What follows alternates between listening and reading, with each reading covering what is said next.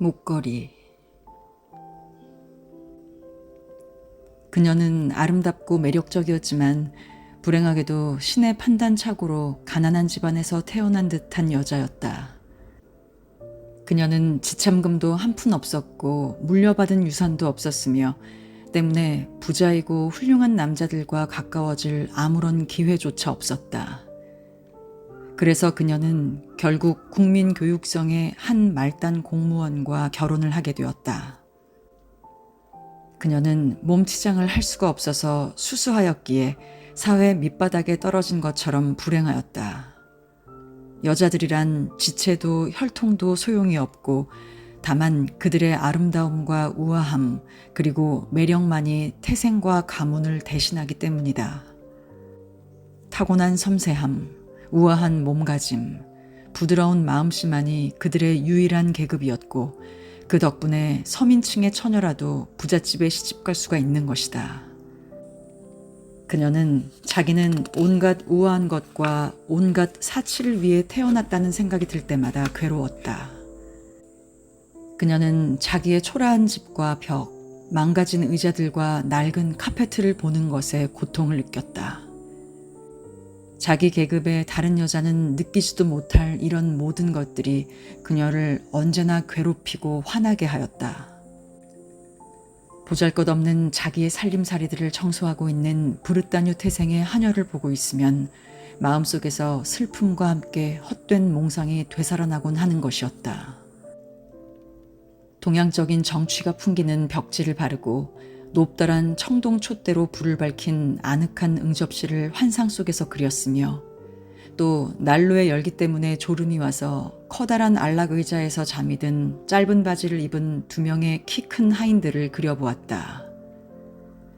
그녀는 옛날 비단이 깔려있는 커다란 살롱과 값진 골동품들이 놓인 고급스런 가구들을 생각했다. 그리고 가장 친한 친구들과 모든 여자들이 선망하는 사교계의 저명하고 인기 있는 남자들과 오후 5시에 한담을 즐기기 위해 만들어진 아담하고 향기로운 작은 살롱을 꿈꾸어 보았다. 저녁을 들기 위해서 사흘씩이나 갈지 않은 식탁보가 덮여진 둥근 식탁에 앉았을 때 마주 앉은 남편이 수프 그릇의 뚜껑을 열면서 매우 기쁜 표정으로 "아, 훌륭한 수프로군. 내겐 이보다 더 좋은 것은 없을 거야." 라고 말할 때면 그녀는 화려한 만찬과 번쩍거리는 은그릇, 요정의 숲에 있는 신비한 새들이나 고대의 인물이 그려진 벽포를 생각하는 것이었다. 그녀는 커다란 접시에 차려진 산의 진미의 요리와 송어의 장밋빛 살이나 들공의 연한 날갯죽지를 먹으면서 은근한 미소를 띄우고 속삭이는 행동들을 상상했다. 그녀에게는 옷과 보석이 없었다. 그런데도 그녀는 그런 것들만 좋아했다. 자신은 그런 것들을 위해 태어난 것 같은 느낌이 들었다. 그토록 그녀는 사랑을 받고 싶었고 부러움을 사고 싶었으며 매혹적이고 어디서나 인기를 얻고 싶었다. 그녀에게는 돈 많은 친구가 있었다. 수녀원 부속 여학교의 동창생이었는데 이제는 그녀를 보러 가고 싶지가 않았다. 돌아올 때면 너무도 마음이 아팠기 때문이다. 그 친구를 만나고 나면 그녀는 며칠이고 종일 슬픔과 후회와 절망과 비관에 젖어 눈물을 흘리곤 했다. 그러던 어느 날 저녁, 남편이 우쭐거리는 표정으로 희색이 만면하여 손에 커다란 봉투를 들고 돌아왔다. "자, 여기엔 당신을 위한 무엇이 있지?" 하고 그가 말했다. 그녀는 재빨리 겉봉을 뜯고 다음과 같이 인쇄된 카드를 꺼냈다. 국민교육청 장관과 조르주 랑보노 여사는 1월 18일 월요일 장관 관저에서 파티를 열려고 하니 르와젤 부부께서 참석해 주시면 영광이겠습니다. 그러나 그녀는 남편이 기대했던 것처럼 몹시 기뻐하는 대신에 화를 내며 초대장을 탁자 위로 집어던졌다. "도대체 날 보고 어떻게 하라는 거예요?" "아니 여보, 난 당신이 아주 좋아할 줄 알았는데 당신은 좀채로 외출을 하지 않았으니 이것은 기회요. 아주 좋은 기회란 말이요. 이것을 얻느라고 얼마나 고생을 했다고. 사람들이 모두 원했거든. 서로 가져가려고 다투기까지 했다고. 그러나 하급 직원들에겐 많이 주어지지도 않았어. 당신은 거기에서 관리들을 모두 볼 수 있게 될 거요. 그녀는 화가 난 눈으로 남편을 쳐다보다가 참을 수가 없어서 분통을 터뜨렸다. 무엇을 입고 가란 말이에요? 그는 그런 것은 전혀 생각해 보지 않았었다. 그래서 더듬거리며 말했다. 극장 갈 때 입는 옷이 있지 않소. 그 옷이 아주 좋아 보이던데 내게는. 그는 울고 있는 아내를 보자 어리둥절하여 어쩔 줄을 모르면서 입을 다물었다. 아내의 눈가에서 굵은 눈물방울이 천천히 입 가장자리로 흘러내렸다. 그는 당황하여 더듬거리며 말했다. 왜 그래? 왜 그러는 거야? 그녀는 가까스로 마음을 달래고 축축한 두 뺨을 닦으면서 조용한 목소리로 대답했다. 아무것도 아니에요. 다만 입고 갈 옷이 없으니까 결국 그 파티에는 갈 수 없어요. 나보다는 좋은 옷이 많은 부인을 가진 당신 동료에게 초대장을 주세요. 그는 난처해하며 다시 말했다. 이봐요, 마틸드. 괜찮은 옷이 얼마나 할까? 다른 기회에도 또 입을 수 있는 수수한 것으로 말이야. 그녀는 잠시 곰곰이 생각하면서 계산을 해보았다. 그리고 이 검소한 공무원이 질겁하여 즉각 거절하지 않도록 요구할 수 있는 금액을 또 생각해 보았다. 정확히는 모르겠지만 400프랑이면 살 수 있을 것 같아요. 그는 약간 창백해졌다. 왜냐하면 바로 400프랑을 저축해 두었기 때문이었다. 그 돈으로 총을 사서 일요일마다 종달새를 잡으러 가는 친구 몇 사람과 함께 오는 여름에 낭테르 평원에서 사냥을 즐기려고 했던 것이다. 그러나 그는 말했다. 좋아. 400프랑을 줄 테니 좋은 옷을 사도록 해요. 연회날이 가까워졌다. 그런데 르와젤 부인은 침울하고 불안해 보이며 걱정스러워하는 것 같았다. 그러는 동안에 옷은 준비가 되었다. 남편이 어느 날 저녁 그녀에게 말했다. 왜 그래? 요즘 당신 안색이 아주 안 좋아. 그녀가 대답했다. 보석 하나, 폐물 하나 없고 몸에 지닐 장신구라고는 아무것도 없으니 걱정이에요. 난 매우 초라해 보일 거예요. 역시 그 파티에는 가지 않는 것이 좋겠어요. 그가 다시 말했다. 생화를 달구려. 이런 계절에는 생화를 다는 것이 아주 멋있을 거요. 10프랑이면 두세 송이의 예쁜 장미꽃을 살 수 있을 거야. 그녀는 조금도 설득당하지 않았다. 싫어요. 돈 많은 여자들 가운데서 가난한 모습을 하고 있는 것보다 더 수치스러운 일은 없을 거예요. 그러자 남편이 외쳤다. 당신은 참 바보구려. 당신 친구인 포레스티의 부인을 찾아가서 보석들을 빌려달라고 해요. 그런 부탁을 해도 좋을 만큼 당신은 그 여자와 친하지 않소. 그녀는 기뻐 소리쳤다. 정말 그렇군요. 왜 그 생각을 못했을까요? 이튿날 그녀는 친구 집에 가서 사정을 이야기했다. 포레스티의 부인은 거울이 달린 장롱을 열더니 커다란 보석 상자를 가져와 르와젤 부인에게 주었다. 내 맘에 드는 걸로 골라보려무나.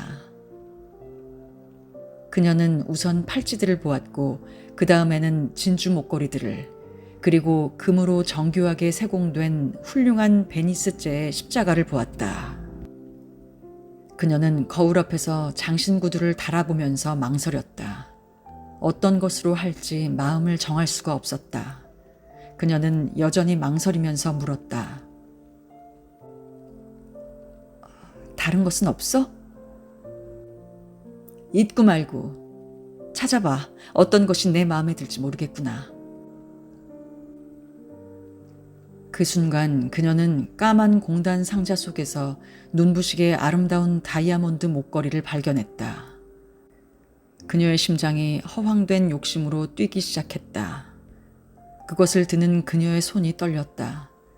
그녀는 깃을 세운 옷 위의 목덜미에 그것을 걸고 자기 모습에 도취하여 넋을 잃고 있었다. 그녀는 주저주저하며 불안한 듯이 물었다. 이걸 빌려줄 수 있겠어? 이것이 마음에 드는데. 그래, 물론. 그녀는 친구의 목에 달려들어 열렬하게 키스를 했다. 그리고는 보석을 품에 안고 도망치듯이 친구의 집을 나왔다. 드디어 연회의 날이 왔다. 르와젤 부인은 성공했다. 그녀는 파티에 참석한 어느 여인보다 아름다웠고 우아하고 맵시가 있었다. 그녀는 승리의 미소를 짓고 기쁨에 들떠 있었다. 모든 남자들이 그녀를 쳐다보았고 이름을 물었으며 소개를 받고 싶어 안달을 했다. 남자들은 모두 그녀와 왈츠를 추고 싶어 했다. 장관도 그녀를 눈여겨보았다. 그녀는 즐거움에 도취되어 취한 듯이 황홀하게 춤을 추었다. 자신의 아름다움, 자신의 성공, 이 모든 경의와 찬사, 잠에서 깨어난 그 모든 욕망, 여자들의 마음을 감미로운 승리로 채워주는 일종의 행복의 절정에서 그녀는 더 이상 아무것도 생각할 수가 없었다. 그녀는 새벽 4시경에 그곳에서 떠났다. 남편이 자정부터 3명의 다른 남자들과 함께 작은 응접실에서 새우잠을 자고 있었다. 그동안 이들의 부인들은 마음껏 쾌락을 즐기고 있었다. 그는 외출에 대비하여 가져온 겉옷을 그녀의 어깨에 걸쳐주었다. 그것은 보통 때의 수수한 옷으로서 그 초라함은 우아한 무도복과는 조금도 어울리지 않았다. 그녀는 그것을 느끼고 호화로운 모피로 몸을 감싼 다른 부인들에게 들키지 않으려 서둘러 그곳을 나왔다. 르와젤이 그녀를 붙들었다. 기다려요. 밖에 나가면 감기가 들어요. 마차를 불러올게. 그러나 그녀는 그의 말은 전혀 듣지도 않고 황급히 계단을 내려갔다. 그들이 길로 나왔을 때는 마차를 볼 수 없었다. 그래서 그들은 멀리 지나가는 마차를 향해 소리를 질러야 했다. 그들은 추위에 떨면서 세느강 쪽으로 걷기 시작했다. 마침내 부둣가에서 밤에만 돌아다니는 허름한 마차 한 대를 발견했다. 그 마차는 낮에는 자기의 낡아빠진 모습이 부끄러운 듯 밤이 되어야만 파리의 시가지에 나타나는 듯한 그런 마차였다. 마차는 그들을 마르띠르가에 있는 그들의 문 앞까지 데려다 주었다. 그들은 쓸쓸하게 자기 집으로 올라갔다. 그녀에게는 이제 하룻밤의 단꿈이 끝난 것이다. 남편은 10시까지 국민교육성에 출근한 일을 생각하고 있었다. 그녀는 허영 속에서 한 번 더 자신의 아름다운 모습을 보기 위해 거울 앞에서 어깨를 감싸고 있던 옷을 벗었다. 거울을 바라보던 그녀는 갑자기 비명을 질렀다. 그녀의 목에 다이아몬드 목걸이가 걸려있지 않았던 것이다. 벌써 반쯤 옷을 벗고 있던 남편이 물었다. 무슨 일이요? 얼굴이 하얗게 질린 그녀가 남편에게로 몸을 돌렸다.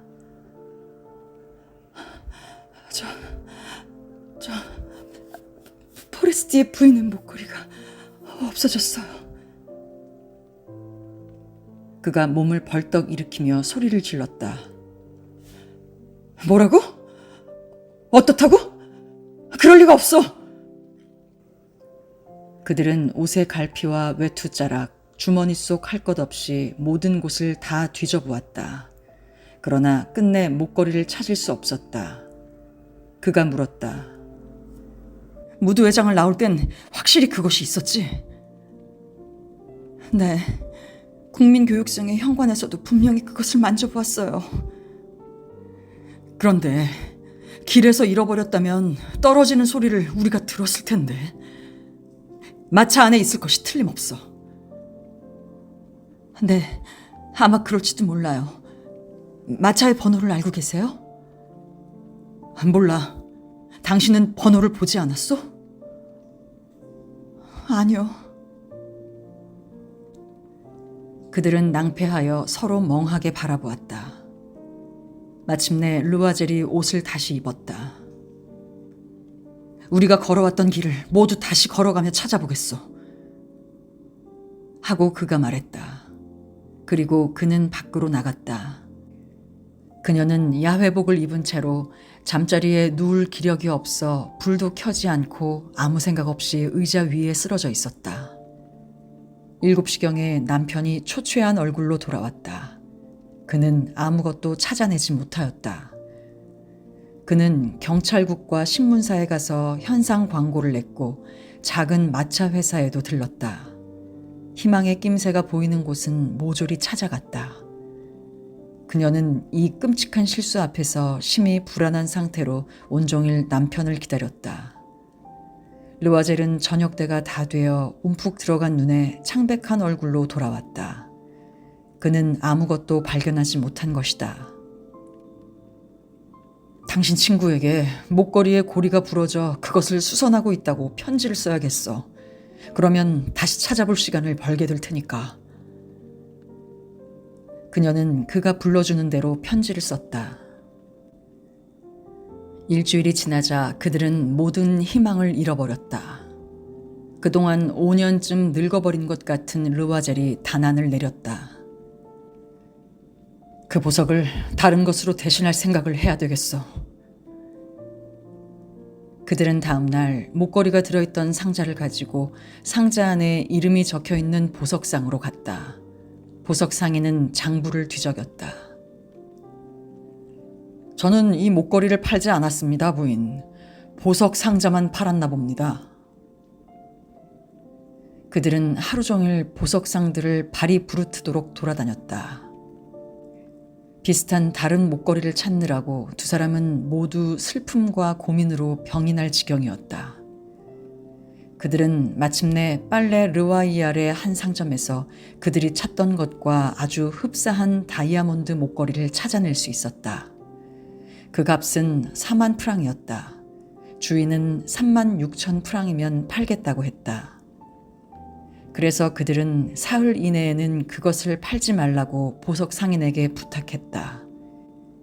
그리고 만일 2월 말 이전에 잃어버린 목걸이를 다시 찾는다면 그것을 3만 4천 프랑에 도로 사주겠다는 조건으로 계약을 했다. 르와젤은 아버지에게 물려받은 1만 8천 프랑을 가지고 있었다. 나머지는 빚을 얻었다.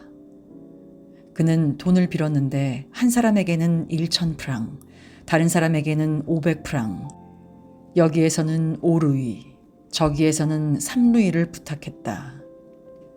그는 어음을 발행했고 파산을 초래하는 저당을 잡혔으며 고리대금업자와 모든 종류의 대금주들과 거래를 텄다. 그는 자기 인생의 종말을 온통 위험한 일에 끌어들였고 이행할 수 있을런지도 모르면서 감히 서명을 했다. 그리고 장래에 대한 번민과 자신에게 닥칠 암담한 비참, 물질적인 모든 궁핍과 온갖 정신적 고통을 예감하고 두려움에 떨었다. 그러나 새 목걸이를 사러 가서 보석상의 계산대 위에 3만 6천 프랑을 내놓았다. 르와젤 부인이 포레스티의 부인에게 목걸이를 가져가자 부인은 기분이 안 좋은 표정으로 말했다. 좀 더 일찍 돌려주어야지. 그것이 필요할 수도 있지 않겠니? 다행히 그녀는 보석 상자를 열어보지 않았다.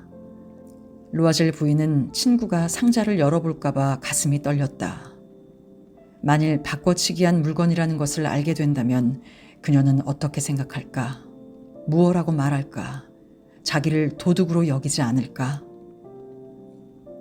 로아젤 부인은 궁핍한 생활의 무서움을 깨닫게 되었다. 그녀는 드디어 용단을 내렸다. 이 끔찍한 빚을 갚아야만 했다. 그녀는 하녀를 내보내고 집을 옮겨 지붕 밑의 다락방에 새를 들었다. 그녀는 고된 가사일과 지겨운 부엌 일을 알게 되었다. 그녀는 설거지를 하고 기름때가 묻은 사기 그릇과 남비바닥을 닦느라고 분홍빛 손톱이 다 닳았다. 그녀는 더러운 속옷과 셔츠 그리고 걸레를 비누로 빨아서 줄에다 널어 말렸다. 그녀는 매일 아침 쓰레기를 가지고 거리로 내려갔다. 물통을 들고 층계를 올라갔는데 숨을 돌리느라고 층계마다 쉬곤 했다. 그녀는 빈민층의 부인들처럼 허름한 옷을 입고 바구니를 팔에 끼고 채소가게와 식료품 가게 그리고 정육점에 갔는데 한 푼이라도 깎느라고 욕을 얻어먹으면서 작은 돈을 조금씩 절약해 나갔다. 매달 어음을 결제해야 했고 다른 것들은 갱신을 하고 기한을 연기받아야 했다. 남편은 저녁마다 어떤 상인의 장부를 정서하는 일을 했고 밤이면 때때로 한 페이지에 오수를 받고 서류 대피를 해주기도 했다. 이러한 생활이 10년 동안 계속되었다. 10년이 지나자 그들은 모든 빚을 다 갚았다. 고리의 이자와 이자의 이자까지 모두 갚은 것이다.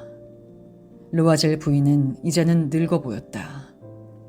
그녀는 가난한 살림 탓에 튼튼하고 억세고 거친 여자가 되었다.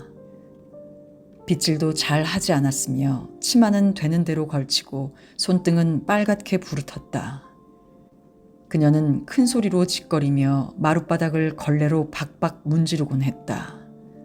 그러나 가끔 남편이 사무실에 가고 없을 때면 그녀는 창가에 앉아 예전의 그 연회를, 그녀가 그렇게도 아름답고 인기가 있었던 그 무도회를 생각해 보는 것이었다. 만일 목걸이를 잃어버리지 않았다면 무슨 일이 일어났을까? 누가 알겠는가? 누가 알아? 인생이란 얼마나 이상하고 무상한 것인가? 얼마나 사소한 일로 자신을 파멸시키기도 하고 구원받기도 하는가? 어느 일요일, 그녀가 한 주일 동안의 피로를 풀려고 샹젤리제를 산책할 때였다.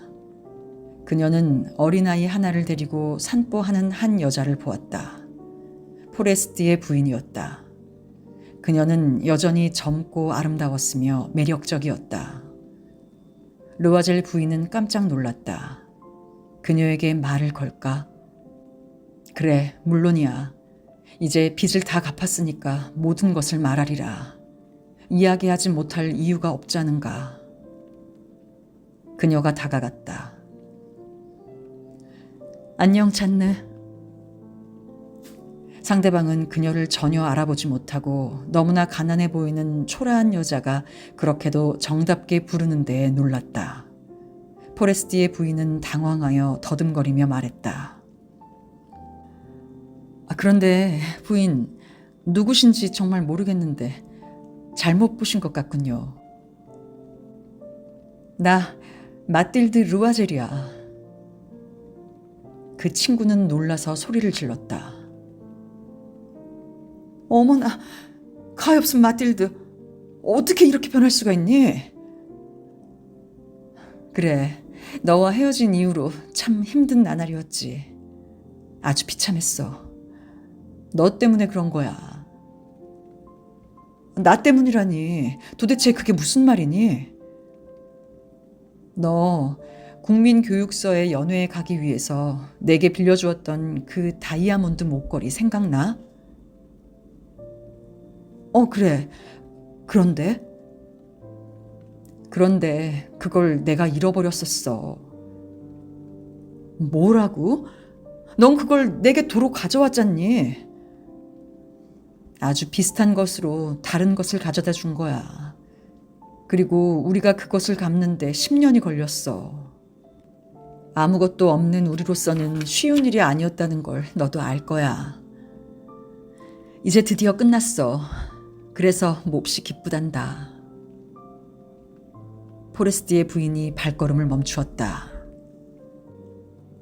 내 것을 대신하려고 다이아몬드 목걸이를 샀단 말이니? 그래. 넌 여지껏 그걸 몰랐구나. 그렇지. 아주 비슷했으니까. 그녀는 자랑스러운 기분으로 기쁜 미소를 지었다. 포레스티의 부인은 너무도 감동해서 눈물까지 글썽이며 그녀의 두 손을 와락 움켜잡았다. 아, 가엾은 마틸드. 내 것은 가짜였단다. 기껏해야 500프랑밖에 되지 않는 것인데.